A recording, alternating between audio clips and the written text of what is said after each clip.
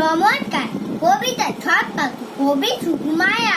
শুনতে পেলুম পড়তে গিয়ে তোমায় নাকি মেয়ে বিয়ে, গঙ্গা আমাকে পাত্র পেলে। জানতে চাও সে কেমন ছেলে? মন্দ নয়, সে পারতো ভালো, রং যদিও বেজায় কালো। তার ওপরে মুখেই গঠন অনেকটা ঠিক পেঁচার মতন। বিদ্যা বুদ্ধি বলছে মঠায়, ধন্যী ছেড়ে অর্থা বছায়। জীবায় ম্যাট্রিকেছে আয়েল হয়ে থামলো সেটি।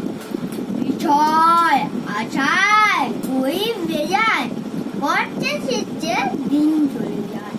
মানুষ তো নয় ফাইগুলো তাই, একটা পাগল একটা গোয়াল, এক কিসে তৈরি ছেলে জাল করে নটকে আসেছে।